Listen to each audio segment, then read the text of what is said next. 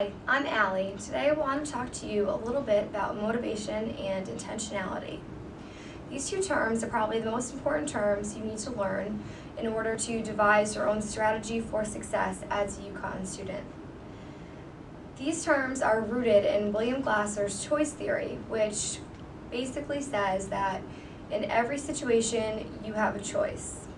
Now, motivation is just that. It's your decision and your conscious effort to say yes, to do your work, to get things done.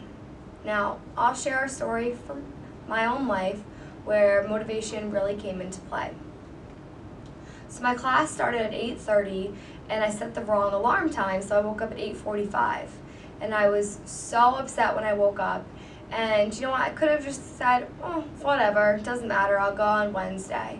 But I made the decision to go to class, to basically sprint there, had blisters, felt terrible when I got there, and I was absolutely mortified to walk into a classroom with my professor and 45 other students who I felt were just judging me for being late, and I was so embarrassed. But when I got out of class about an hour later, I felt really good about myself for having the motivation and just getting up, getting over my fear of embarrassment of walking into a class late and just going. Because I was in class for about an hour, I got the lecture material for that day, and you know what, I just went. I had to go, it was class, and I should have been there. So this brings me to my number one priority as a student, and that is to be in class. Every time I'm scheduled to be in class, I'll be there, because that's what we're here for.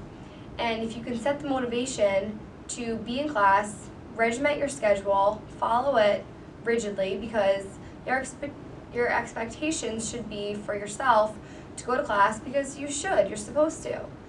If you decide to skip class, cancel meetings, avoid due dates and things you have to get done, it's going to take you on this toxic downward spiral of zero motivation. Let's face it, if you get up at 10 o'clock, have some breakfast, kind of hang out in your apartment or your dorm room all morning, and then maybe you watch a movie, you're not going to have motivation to go to the library to get your, 100 pages of reading done. You'll probably put it off till the next day when you're feeling a little better and a little less groggy and tired.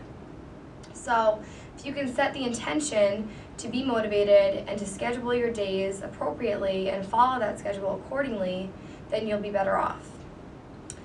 So there are a few resources you can use to set your motivation and to identify what goals you have. First one is the Making Your Dreams Concrete sheet. Now this basically is going to have you identify your very long-term goals, your somewhat long-term goals, and the immediate actions you can take today, tomorrow, and in the next few months to help you accomplish those goals. This will really help you concretely and thoroughly identify the types of goals you have and what you need to do to get there. So that's one way to set your motivation. The next is the wise choice process, which we already spoke about William Glasser's psychological theory of choice, and you make the choice to do whatever you need and you do what's important to you.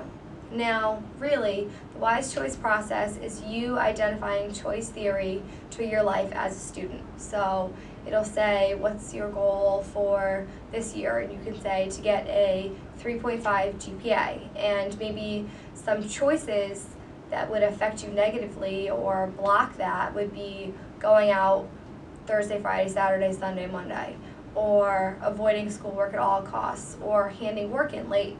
So those choices can really affect you, and if you can write down the choices you should make and then be aware of the wise ones and the ones that may hinder your performance, that'll really incorporate choice theory into your life, and you can start to be more conscious and cognizant of what you need to do. A last strategy that we recommend to do is to visualize your day of success, whether it be graduating from UConn this year or getting your PhD or finally getting that job you've always wanted.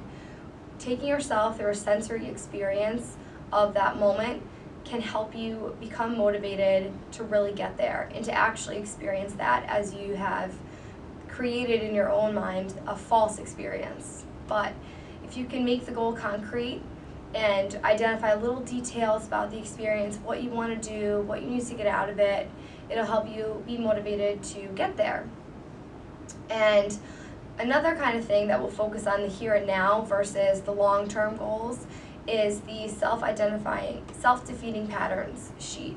And that was actually my favorite resource from this set of, helpful tips and hints and worksheets.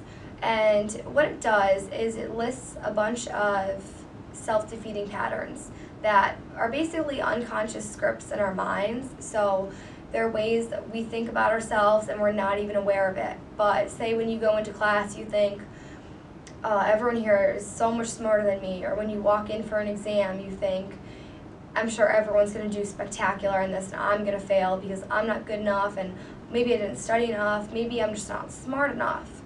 So if you can make yourself consciously aware of these self-defeating patterns that affect your mind every day, then you can start to avoid them and think, you know what, I am good enough, I deserve to be at UConn, because let's face it, there's a reason you got in here, and a lot of other people maybe have the same myth of inadequacy that we all share. So if you can avoid this myth of inadequacy that tells yourself you're not good enough, you can in turn change your whole theory of motivation and your whole state of mind.